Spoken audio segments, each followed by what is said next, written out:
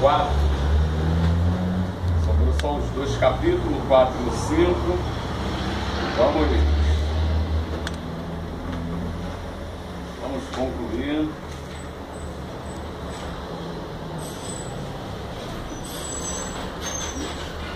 Página 213.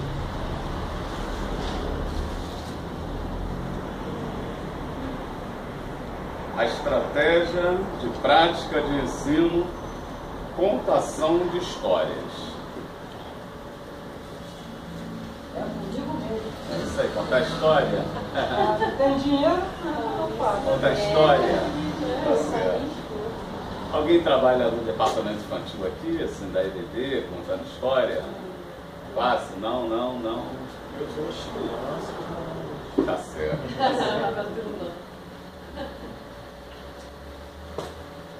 Contação de história. O 4.1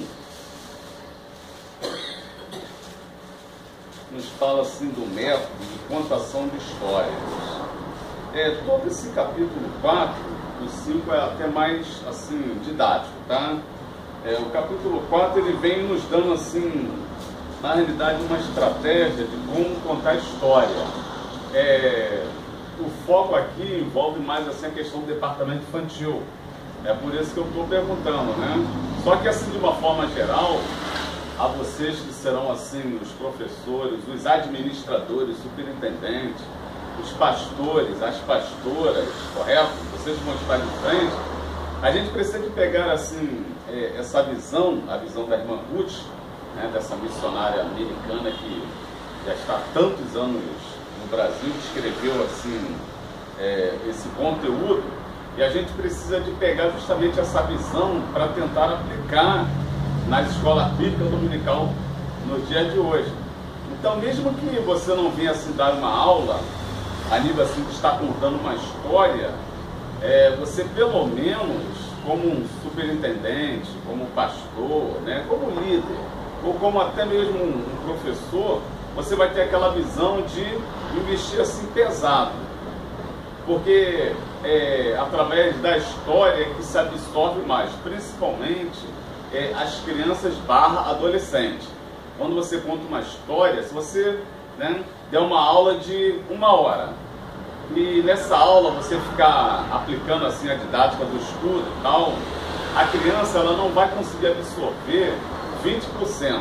Mas se dentro desta 1 hora de aula você contar assim uma história, ou uma parábola, chamando a atenção dela, utilizando a linguagem dela, você mostrando para ela através daquela história, história com H maiúsculo, história verídica mesmo, ou até mesmo uma história com H minúsculo em si, mas com o objetivo de focar assim, uma verdade, pode ter certeza que o que ela escutar da história, ela vai guardar praticamente 100%. Se você depois mandar ela repetir a história, ela não vai repetir com as suas mesmas palavras. Mas, em compensação, o conteúdo da história ela vai falar como um todo, ou seja, então ela vai absorver. Por isso que o pastor João Vive Palharini, o Palharini, ele utiliza muito esse método de contar história e parábolas em si. Um método que Jesus ele iniciou e, ao mesmo tempo, é um método que está contido aqui no nosso livro. Então, nesse método de contação de história, eu tenho até aqui 2 histórias, tá? Da formiguinha e a do Gini. Não vou contar, que eu já contei em outras aulas aqui, Eu aprendi como criança e até hoje eu tenho a história na minha cabeça, tá? Mas, por exemplo, de acordo assim com a irmã Ruth, vamos dar uma analisada aqui. Quem de nós não tem a saudosa lembrança de uma voz doce que dizia: era uma vez?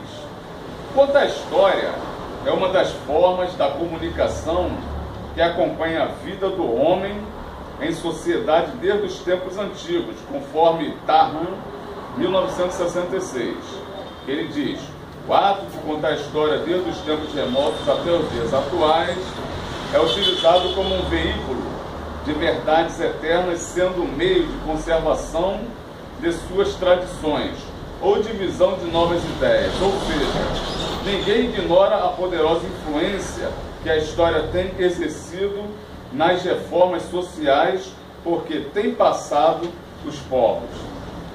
Apesar de novas tecnologias terem modificado as formas de comunicação e nos nossos dias a fazermos virtualmente e carregada pelos sons, cores, imagens e movimentos, a contação de histórias deve ser preservada e aprimorada. De acordo com estudiosos de educação, o recurso de contação de histórias é uma estratégia que contribui significativamente na prática docente, pois as narrativas da história estimulam a criatividade, a imaginação, a oralidade, a escrita, desenvolve a habilidade cognitiva, facilita o aprendizado e ainda elabora com a formação da personalidade da criança, além de educar e instruir sem a necessidade de dizer faça ou não faça, explicitamente. Diante disso, entendemos ser necessário que os professores de educação cristã, nas classes da EBD, tenham conhecimento dos benefícios que o método de contação de histórias agrega ao desenvolvimento integral de seus alunos e saibam dela tirar o melhor proveito possível. Bom, gente, conforme eu falei aqui, nem todos aqui vão estar numa classe infantil. Embora eu mesmo, uma certa vez, me colocaram na prova, eu tive que pregar e preguei. Para a criança, contei uma história e tal, e foi legal, foi bacana. Esse método, ele é um método essencial. Porque o método, quando você conta uma história, se a história ela vai exigir uma voz doce, né, normalmente das irmãs, isso aí vai ser o fundamental. Agora, quando a história ela é contada assim de forma que ela tem assim uma certa ação, uma certa assim, empolgação, uma certa adrenalina, o professor ele tem que viver aquilo ali. Só que para o professor viver aquilo ali, tá, vocês que são os líderes, os pastores, vão ter que colocar isso na mente dos professores. Porque uma coisa é eu chegar e estar falando aqui com vocês, tá entendendo, parado e explicando. Eu sei que muitas coisas vai passar batida. Agora, uma outra coisa seria eu estar aqui falando com vocês e ao mesmo tempo gesticulando, né? Pegando a guitarra e fazendo assim, isso aqui tem a ver com isso e tal, né? Pegando a caixa de som. Então isso tudo agrega valores para a pessoa poder absorver e poder colocar em prática. Uma certa aula, né? Eu que, né, aposentado sou, mas da área militar, uma certa área que era aula de combate, né? De sair, né, de navio, atacar pelo mar, na terra. Então eu me lembro que o instrutor ele começou a ministrar essa aula e ele esqueceu a apostila e começou a viver como se ele estivesse fazendo uma ação, tá entendendo? Coordenada para poder fazer uma infiltração. E nessa feita ele começou a ensinar assim, mas ensinar gesticulando, né? Como se ele estivesse armado, ele corria, abaixava, pula. Aí fulano tem que falar isso, aquilo, né? Quando ele acabou a aula, todo mundo sabia fazer uma operação anfíbia, né? Que era o nome da operação. Então, gente, quando existe a questão de uma história, isso aí sempre vai trazer a memória de quem está ouvindo. Quando essa história ela é contada com muita ênfase, isso aí vai bater mais forte.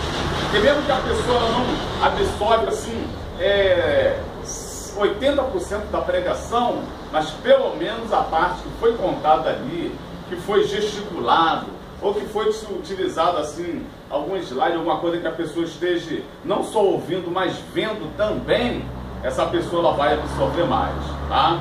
Então esse é o segredo para quem vai estar dando aula, que não se agrega somente a criança, mas de uma forma geral, a classe adulta também. Porque a facilidade do ser humano em si de absorver o que se é ensinado, ele absorve mais quando ele está vendo alguma coisa ilustrada, quando as pessoas estão gesticulando, quando as pessoas ela coloca emoção na história. Se a história é de ação, o camarada ele vive ação mesmo, né? Aí a coisa ela funciona, gente, tá ok? Fala aí, meu pastor. Eu não acho que consigo, não. Irmão, não ensina agora. Nós somos portadores da verdade, certo? Como a Bíblia pede, falar a verdade. E quando assim, no caso assim, vai contar a história, mas ali é uma coisa inventada, verdade nenhuma, mas é apenas uma coisa assim, para trazer um exemplo, alguma coisa, certo? Certo. Então o que acontece? Seria melhor, na literalidade, falar alguma coisa que realmente aconteceu, um fato, ou pode tentar inventar uma coisa assim, mas como fosse uma mentirinha, mas fosse uma história... Não, você pode inventar qualquer tipo de história que nunca existiu. Inclusive dá até nome aos personagens. Mas desde o momento que o que você trazer como história, né? Quer seja história verídica ou uma história de mentirinha, você fundamente uma verdade, igual a parábola que Jesus ele contava, tá? Ele observava as condições, a mente, né? Cultural das pessoas, o conhecimento, ele contava uma história, uma reflexão para as pessoas entenderem, só que o objetivo era fundamentar uma verdade. Então é louvável sim você contar uma historinha, tá entendendo? Né? Da formiguinha, tá? Uma historinha da abelhinha, né? E por aí vai fora para fundamentar uma verdade, tá ok? Bom, gente, aí a gente vê o seguinte, ó, tá? Desenvolvendo a arte de contar a história. Aí o que acontece? Isso aí seria mais para quem fosse dar aula, quem fosse o professor. No caso de vocês são os gestores, tá? São justamente aqueles que irão investir nos professores, ou pelo menos cobrar dos professores. O que vocês podem cobrar? Então nós temos algumas coisas aqui, alguns itens, tá? Eu vou ler alguns, só para a gente massificar, tá entendendo? Até porque está na prova, tá?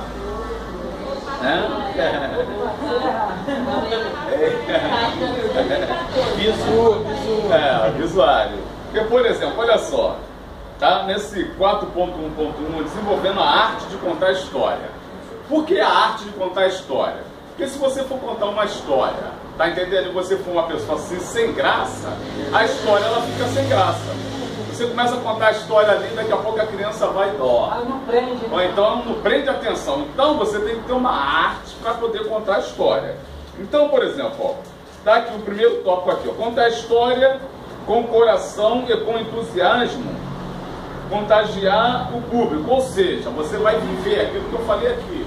Você vai viver, vai mergulhar na história como se você você vai contar a história como se você estivesse vivendo naquele momento.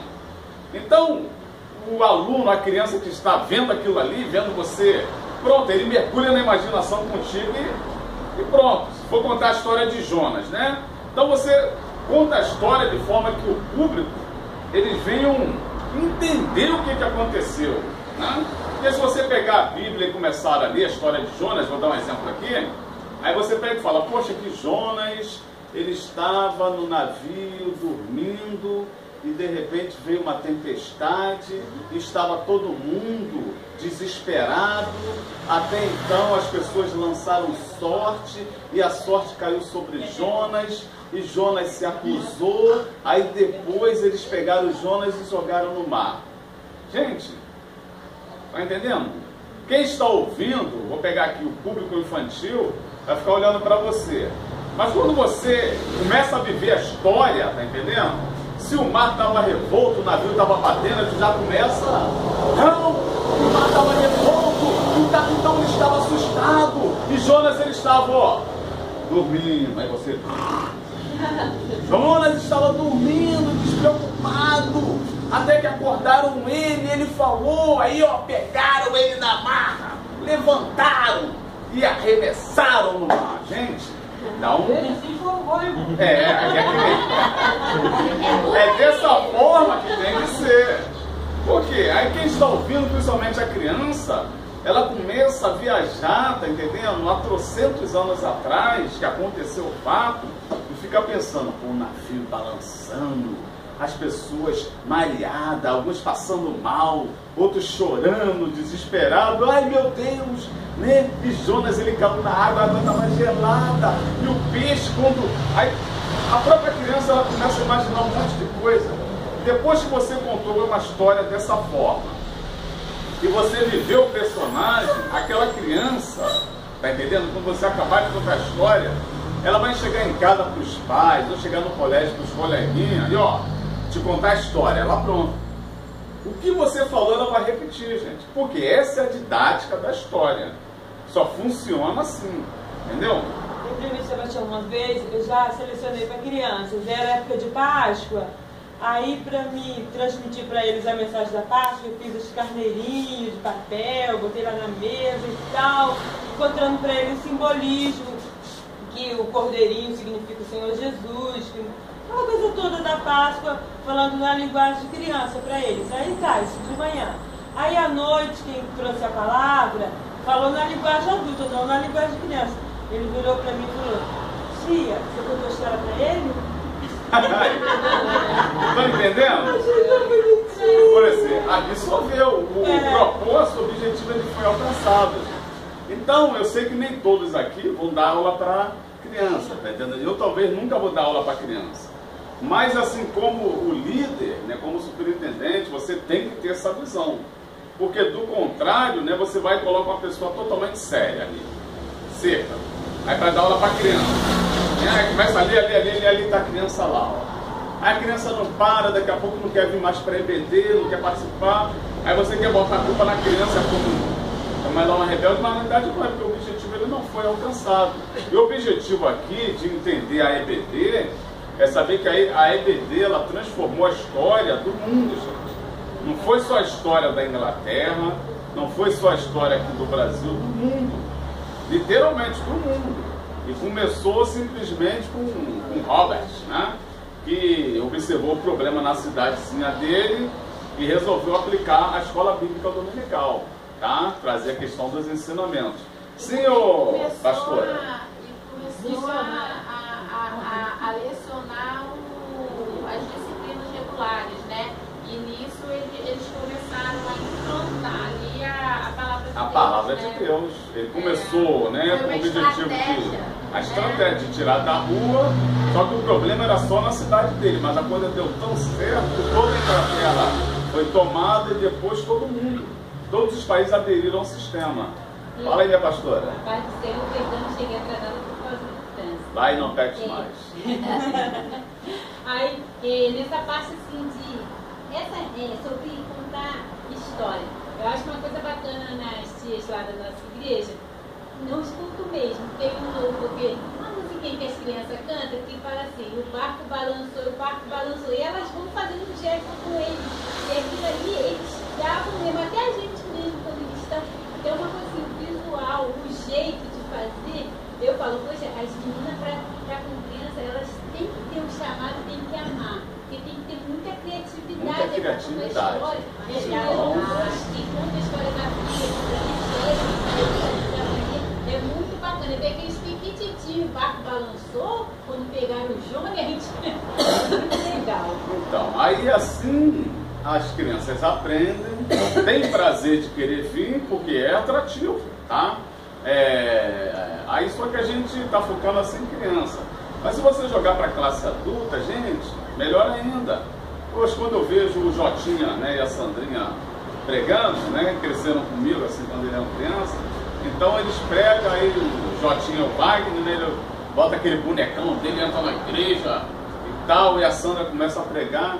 Então ela estava pregando sobre as ferramentas, Efésios 6, aí começou a falar sobre espada, né, aí foi falando sobre outras ferramentas, martelo, e ela pregando num culto de criança, mas só tinha 20% de crianças, o restante era tudo adulto.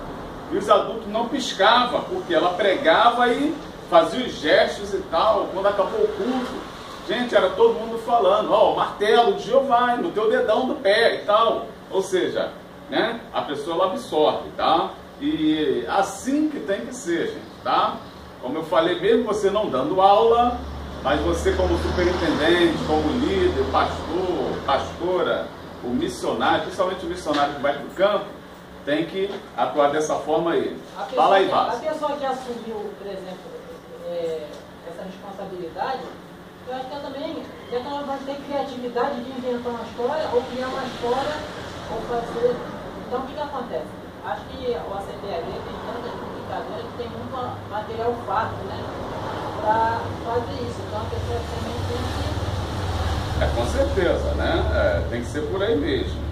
Por exemplo, nesse tópico aqui do 4.1.1, tem aqui uma sequência de itens que vocês em casa, vocês já leram, mas vocês só vão se aprofundar. Amém ou não amém? Amém. Mas o único que cai na prova é esse aqui. Por aí, é o visuário, né? Então vocês observem assim, item por item, que até pra gente que prega mesmo, isso aqui é fundamental, né? Aí a gente observa o seguinte, ó, na página 215, na metade da página ele coloca assim, ó: a seguir apresentaremos a classificação de recurso para auxiliar na arte de contar história. Lembrando que os especialistas afirmam que as pessoas guardam 20% do que ouvem, 40% do que vem, 60% do que vem e ouve ao mesmo tempo. Ou seja, se você usar a estratégia visual, tá entendendo? De você falar e o visual, ou seja, gesticular do jeito que eu estou falando, tá? As pessoas vão guardar 60%. Se você simplesmente usar a voz, tá entendendo? Bem monótono, é só 20%. Então, gente, junta os dois, faz 60% e entrega o recado do Senhor, tá? É por aí.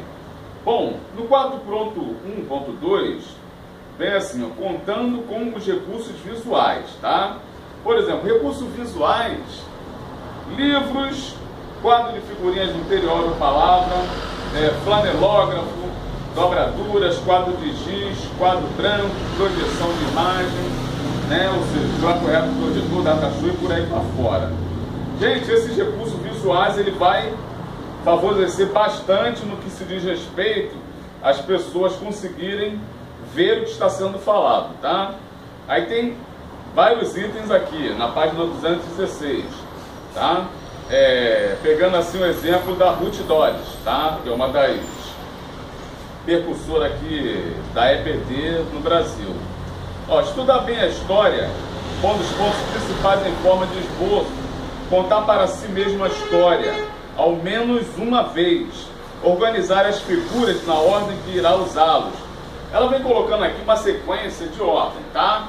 O que vocês podem pegar, assim, que eu vou frisar aqui, que serve tanto para criança como para adulto? Gente, vai dar um estudo, vai pregar, preparou, prega pelo menos para você uma vez.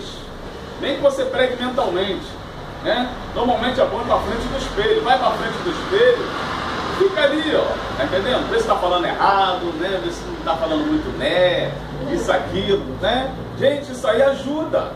Tem pessoas que pegam e falam, isso aí vai, tipo assim, vai tirar a espiritualidade. Muito pelo contrário, gente. A Bíblia fala o seguinte, que aquele que vai ensinar, que haja dedicação no ensino. E a dedicação no ensino é isso aí, é você se preparar para poder dar uma boa aula, para poder pregar e a mensagem ela atingir a todo mundo. Aí nesse quesito aí, vale tudo para você alcançar o seu público ele receber de uma forma agradável aquilo que está sendo ensinado. No 4.1.3, vem falando contando com os recursos de dramatização. Tá? A gente, quando vai dramatizar a coisa, gente, você dá ênfase. Tá? Quando você vai ler um texto da Bíblia, eu vou pegar o Salmo 121. Então, eu vou ler o Salmo 121 para vocês, alguns versículos.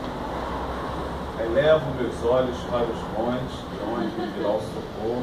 Meu socorro vem do Senhor, que fez os céus e a terra. Amém? Agora, olha a diferença.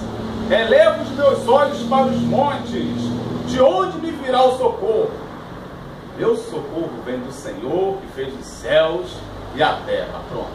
Até mesmo quem está ouvindo, ele já entendeu tudo. Porque você deu ênfase àquilo que você está lendo. Você usou a impostação de voz, respeitando ponto e vírgula e vivendo o que o salmista escreveu. Então, você dramatizar, tá entendendo? Engloba essa questão aí, né? Então, tá, vocês já fazem isso, né? A maioria que já fizeram homilética, vocês já fazem isso. Né? Eita, glória! É só botar em prática, tá? Aí, contando com os recursos, né, de fantoches e bonecos, aí eu dei exemplo aqui, né, do Wagner, da Sandrinha, né, do bonecão, né, e assim, como é visual, o pessoal aprende legal.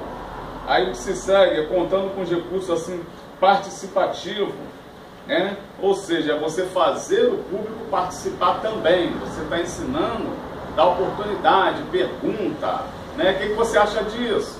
Né? Aí a pessoa começa a gaguejar e tal, o outro, caramba, o próximo sou eu. Opa, aí já, tá entendendo? Então são todos os recursos que você faz para o povo poder interagir. Aí contando com os recursos da história mesmo lida, tá? Momento após a história. Então, 4.1.7 na 219. Gente, após toda a história lida, é bom o quê? Saber se o aluno ele absorveu ou não. Mas como que se faz isso? Prova, nem sempre. Mas manda o aluno fazer um resumo. Quando você conta uma história dessa assim, dramatizando, né? Aí, fulano, de tal, o que você entendeu sobre isso? Vem cá aqui na frente, faz aí.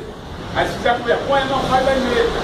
Tá? Se você fez, dramatizou, interpretou, gente, a criança ela vai, ou adulto mesmo, ele vai responder assim à altura. Ele vai contar a história com ênfase, da mesma forma que você contou.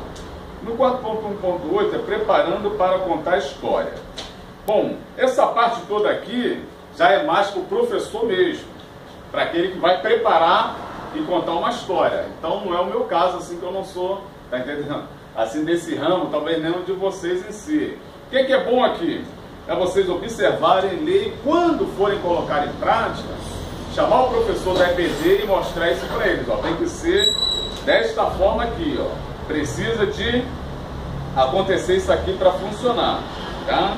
Aí, por exemplo, nós temos aqui agora a história da Ruth, tá? Da missionária Ruth. Gente, é uma história tremenda, tá? É mais para leitura mesmo, conhecimento, né? Porque na história dela, de vida dela, a gente observa o seguinte, que ela era americana, entendeu? Aí se envolveu na obra missionária, casou com um brasileiro, investiu pesado desde 1950 sobre a questão da escola bíblica dominical aqui no Brasil. E hoje a escola bíblica dominical é essa realidade que nós vemos aqui. Aí, para não ler a história dela toda, que vocês já viram em casa, amém? Amém. Então, tem vídeo também no YouTube. Tem até um vídeo, né? Aí, ó, tem até um vídeo, então. Na 223, né, tem uma parte aqui, por exemplo, né? A parte que cai na prova? Não, mas assim, é que eu achei assim, interessante. Na 223, lá em cima. Por exemplo, ó, por isso vamos transcrever o que ela mesma escreveu na capa do seu CD, lançado na festividade do jubileu da Escola Bíblica das Assembleias de Deus em 2008. Né? Desde que a Escola Bíblica das Assembleias de Deus começou as suas atividades, tem havido grupos musicais. Centenas de jovens têm cantado no grande coral, quarteto, trios, duetos, octetos, coral feminino e grupos mistos. Os jovens cantores vêm dos 4 cantos do Brasil e de outros países. Tem sido meu privilégio e prazer de trazer a cantar e harmonizar louvores ao Senhor Jesus. Eu aprendi muito trabalhando com eles. Quantas vozes belas e melodiosas como o dos jovens brasileiros gostam de cantar. Oremos para que estes sinos e cânticos sejam uma bênção aos ouvintes e que tragam honra e glória ao Senhor Jesus. Na EBD, gente, não é só o estudo, tem também a parte musical de louvores em si. Isso aqui começou como, vou dizer assim, né, uma brincadeira, mas uma coisa que se gostava em 1950, a ponto de quando ter a questão do jubileu, né, no caso assim da CBAD, da Escola Bíblica das Assembleias de Deus, a ponto de coragem, tudo enquanto é local, se reunir para poder celebrar isso, tá? Então, o que acontece? Até mesmo, porque quando se fala em EBD, a gente pega e fala estudo, estudo, estudo. Mas o pacote ele foi completo, tá? Porque através da música, que você também consegue tirar muitas pessoas, tá? Da vida torta, muitas pessoas que estão desocupadas. Por exemplo, né, vou pegar um gancho nosso aqui, né, que é do pastor da igreja, que há muitos anos atrás começou um trabalho de música, tá entendendo? Lá na igreja, né, na Assembleia de Deus, e nessa feita ele trabalhou com crianças, 9, 10, 11, 12, né, meu filho foi um deles que tinha 10 anos, só que qual foi o moral da história? Ninguém acreditava no projeto, as pessoas olhavam assim, as crianças bagunceiras. Um ano depois, eles trabalhando, eles já estavam tocando os hinos das harpas cristãs, tá? E hoje, praticamente todos eles que entraram são grandes músicos e tocam nas suas respectivas igrejas. Detalhe, tocam por música, lendo partitura. Onde que entra a grande diferença nisso aí? Porque houve investimento nesta área, houve uma preocupação, tá? Quando a gente investe, tá entendendo? A pessoa, quando ela aprende música, além de ser um levita, tá? Ela se ocupa com uma profissão, ou seja, de ser músico. Então, até mesmo para a carreira da pessoa. Então, quando a gente traz assim a questão da escola bíblica dominical, essa parte musical também é fundamental, porque está tudo dentro do mesmo pacote, tá? Porque você vai desenvolver, além de ensinar a Bíblia, aqueles que cantam, aqueles que não cantam tão bem, para aprender a cantar e ao mesmo tempo colocar em prática o seu talento. Já o capítulo 5, que já é mais didático, tá? Nos fala sobre a estratégia de ensino, né? O projeto em si. Gente, tudo gira em torno de um projeto, tá? Qualquer coisa que você vai fazer na sua vida, você tem que ter um projeto. Nesse projeto ele tem que estar relatado tudo, tá? O início, meio e fim. Quando não existe um projeto, você começa a fazer a coisa e acaba sem objetivo. Quando não se tem objetivo, não se chega a lugar nenhum. Amém? Ou não amém? Então, vamos lá. O que é projeto? Tá? 225. Eu vou ler esse pedaço aqui, gente, todinho, que assim, isso aqui vale até mesmo como lição de vida pra gente, tá? O que é um projeto? Dentre as muitas estratégias de ensino realizado por Jesus, destacamos uma que aparece na forma de pergunta, quando ele falava para os seus ouvintes sobre a condição de renúncia para quem quisesse ser seu discípulo. E, utilizando a situação do cotidiano, fez a seguinte indagação: e qual de vós que, pretendendo construir uma torre, não se assenta primeiro para calcular a despesa e verificar se tem os meios para concluir, para não suceder que, tendo lançado os alicerces e não o podendo acabar, todos os que a virem zombam dele, dizendo: este homem começou a construir e não pode acabar. Lucas 14, 28. Bom, gente, olha só. Um dos maiores problemas que acontece hoje, da coisa às vezes não dá certo, é a falta do projeto. Se você não tem um projeto inicial, um objetivo, você não chega nem no meio. Você chega no meio, você chega capengando. Então, é bíblico o projeto? É bíblico, tá? Isso aí chama-se uma coisa chamada organização. Se o onipotente Deus, o Todo-Poderoso, que poderia ter criado o mundo assim, ó, está criado, pronto, está existindo tudo, num estalar de dedo, ele resolveu não fazer dessa forma. Ele resolveu passo a passo, dia após dia, ou seja, 6 dias, construindo, né, o universo, construindo tudo que a gente sabe que existe no mundo, tá? E depois gastou aquele tempo, aquela atenção para fazer o homem à sua imagem, conforme a sua semelhança, e no 7º dia ele foi e descansou. Se o onipotente Deus, ele resolveu se organizar e fazer o mundo desta forma, imagine nós, meros mortais. Sem o projeto, sem a organização, sem o objetivo, gente, a gente não chega muito longe a lugar nenhum. Então, tudo que nós vemos a fazer dentro dessa esfera, tem que existir um projeto. Então, vamos entender um pouco, tá? Lendo aqui, assim, a questão do projeto. Portanto, Jesus queria que os ouvintes compreendessem o que significava a decisão de segui-lo. E essa pergunta pode ser considerada pelo um exemplo clássico de que é um projeto.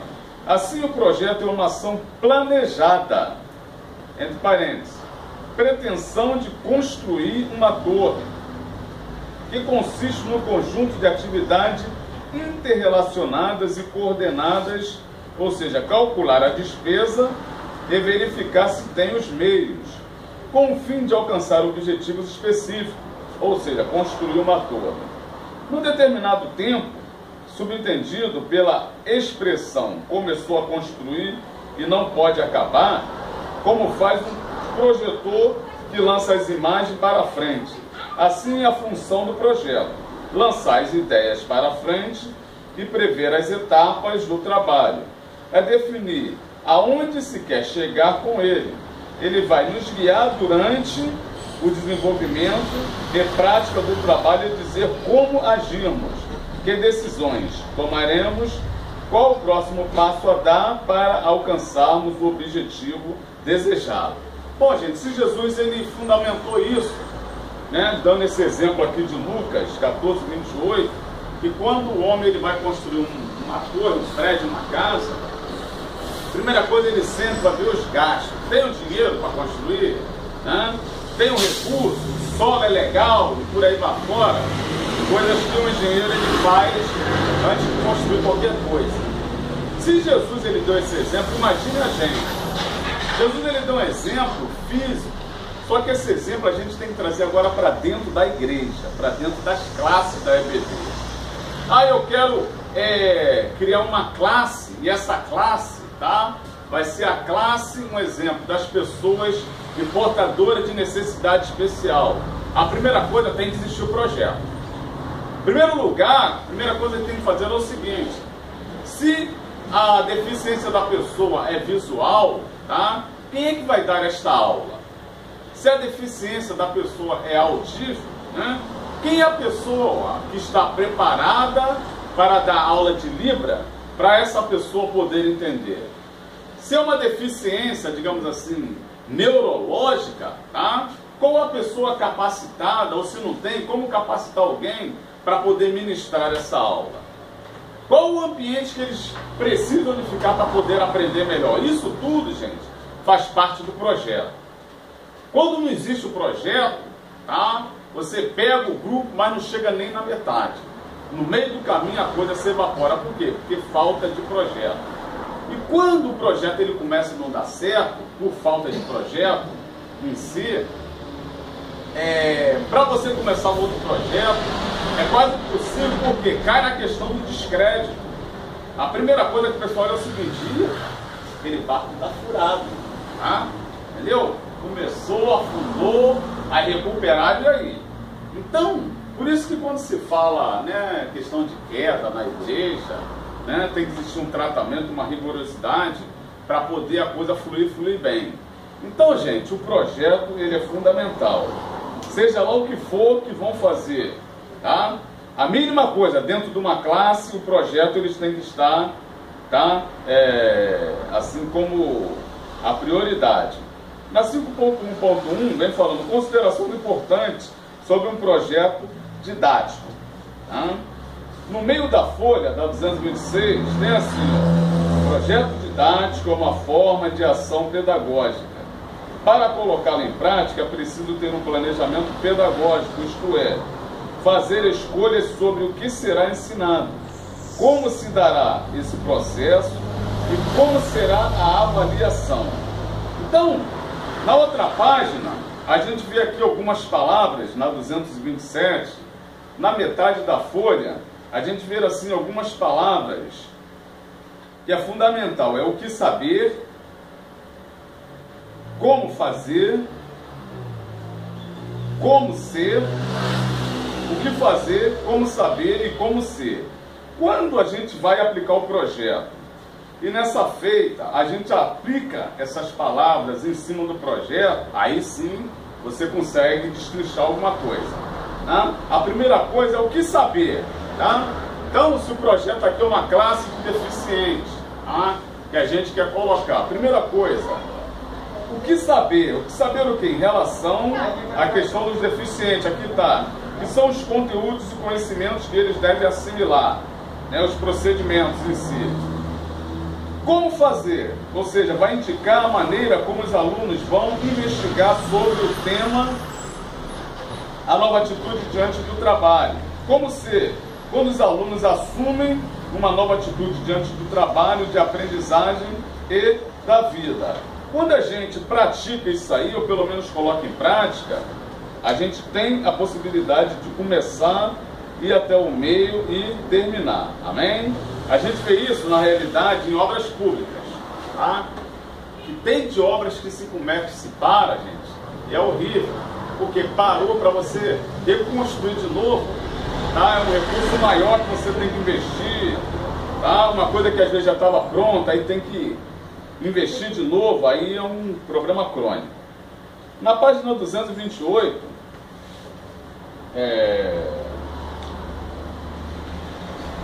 nós temos assim o seguinte, tá? São vários itens aqui, né?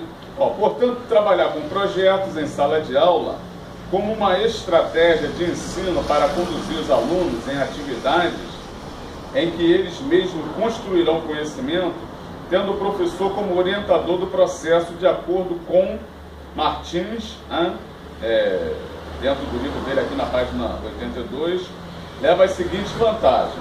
Então, são vários itens aqui. Primeiro, proporciona a oportunidade de aprender a estudar pela busca de informações, pela descoberta, pelo questionamento, pela reflexão e pela busca das respostas aos porquês das coisas. Só uma pausa aqui, gente. Essa semana eu estava falando com um professor de física desse colégio Elite, né? Ele dá aula junto comigo lá no Casados para Sempre, e ele dá aula em pelo menos 3 unidades.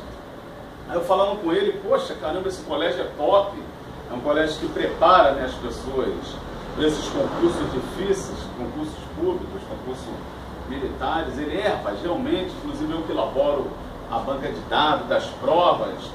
Eu comecei a conversar com ele e ele me mostrou o seguinte, que muitos alunos vão para esse colégio e no início, empolgado, quando eles veem a dificuldade, muitos deles desistem, e falam, vou pegar um outro colégio mais light, mais tranquilo, para mim conseguir estudar e terminar. Então eu comecei a fazer um paralelo dentro disso que a gente está estudando aqui, gente. Um dos motivos de muitos alunos desistirem, a gente pode trazer isso para o meio espiritual, é porque essa pessoa, ela, quando começou, ela não teve assim, uma boa base. Quando a pessoa ela não tem uma boa base, gente, ela tem dificuldade de aprender. Em outras aulas eu comentei com vocês o seguinte, a criança quando ela chega na 5ª série, tá? Ela começa a aprender ginasial, ela começa a aprender matemática, né, as exatas, e aí o professor ele não ensina o porquê das coisas a ela. Então ela acaba tendo que decorar um monte de coisa, uma expressão, uma equação, uma raiz quadrada, essas coisas assim. Moral da história, ela não aprende como fazer. Quando ela chega no 2º grau / faculdade, por ela não ter tido uma boa base e não ter aprendido, ela acaba não gostando da matéria, então ela foge daquilo ali. Ela vem falar, matemática não entra. Aquela matéria tal, eu não gosto, eu odeio. Mas por quê? Porque ela não teve uma boa base para poder assimilar primeiro. Aonde que entra a questão da boa base? É quando vocês fazem a diferença. Quando vocês vão fazer, tá, essas pessoas que estão chegando na igreja se interessar pela essência do estudo. Ensinando o quê? A veracidade das coisas. Então, quando a pessoa ela aprende, né, a matemática como um todo, fica moleza para ela. Tá? Meu filho era uma realidade, ele não entendia, pai, não entendo. Quando ele foi para um determinado colégio, que ele aprendeu a essência da coisa, a primeira coisa que ele fez foi que, agora eu quero fazer engenharia elétrica, né, que tem muitos cálculos. Mas por que disso?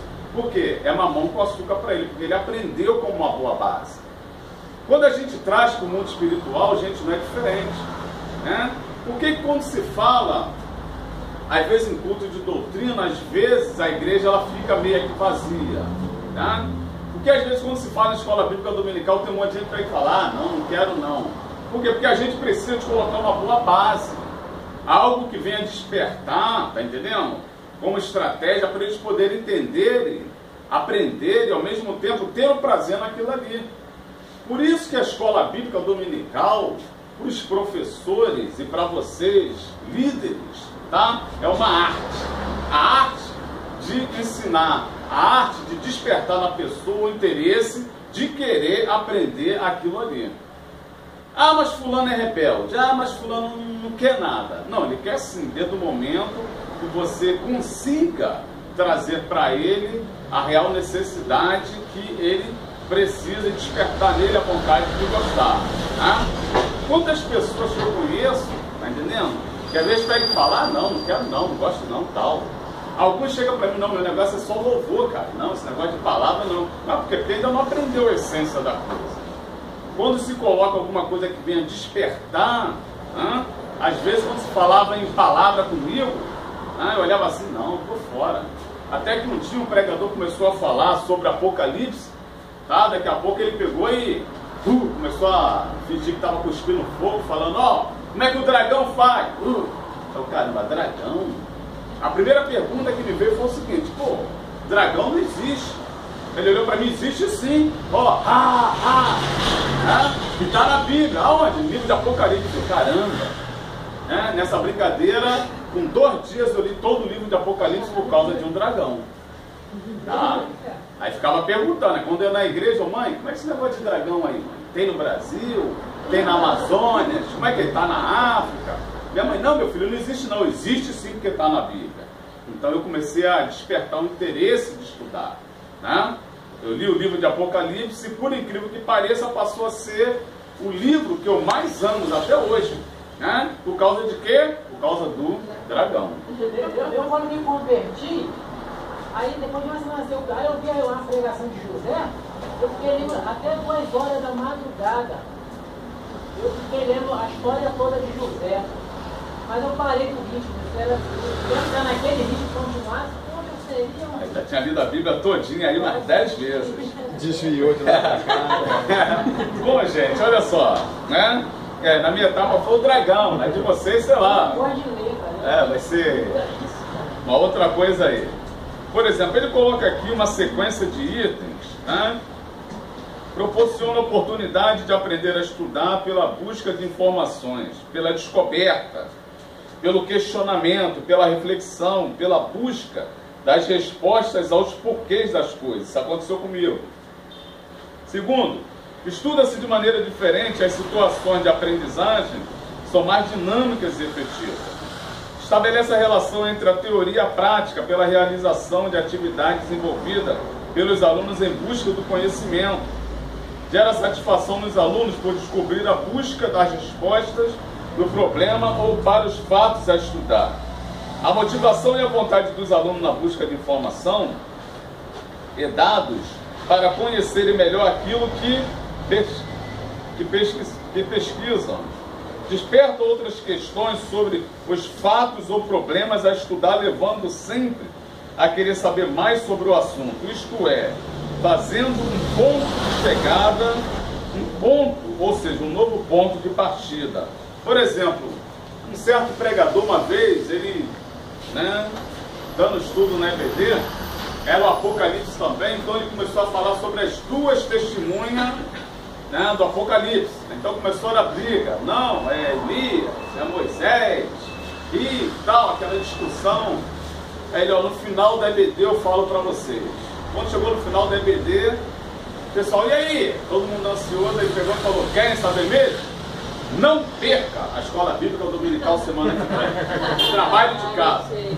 Gente, por incrível que pareça, culto de quarta-feira, eu era adolescente, sempre foi vazio.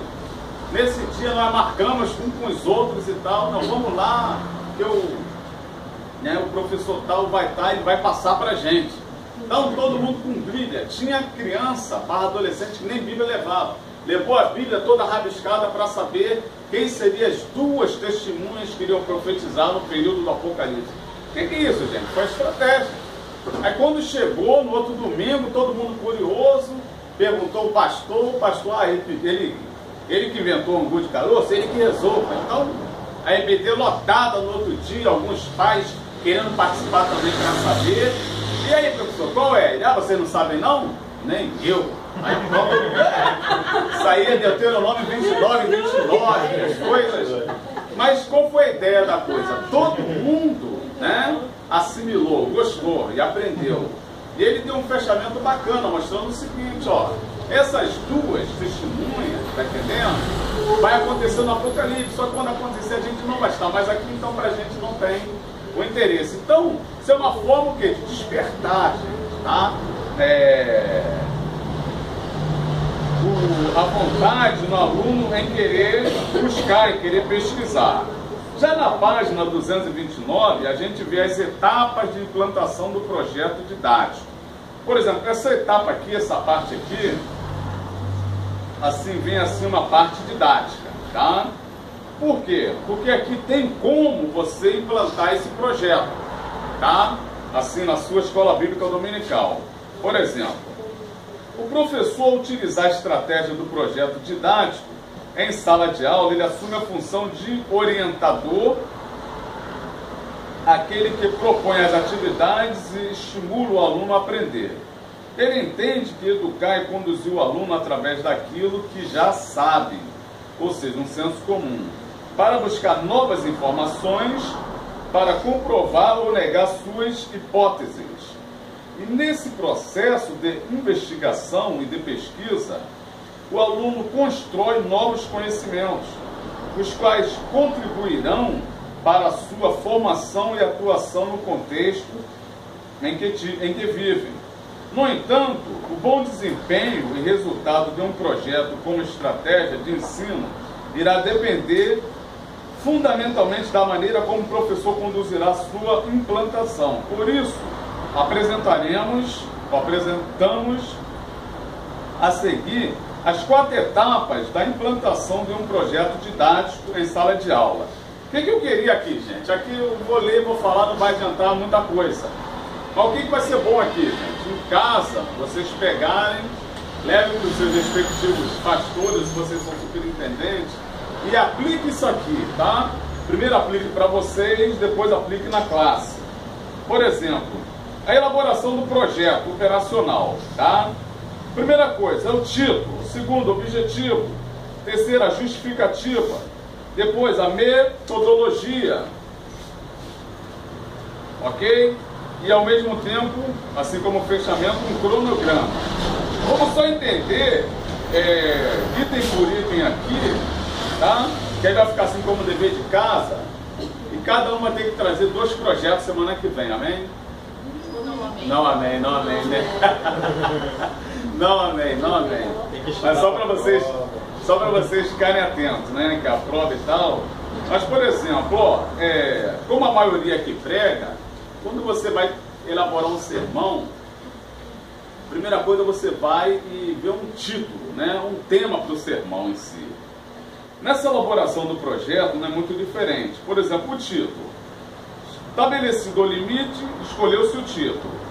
Ele deve revelar o que será pesquisado, ser objetivo e interessante. Objetivo. O objetivo vai indicar os rumos da pesquisa e a contribuição que deseja dar com o conhecimento adquirido por meio dela, isto é, o que os alunos irão descobrir e aprender com o que irão pesquisar. A justificativa. A justificativa é a defesa que se faz do projeto. Ao elaborar a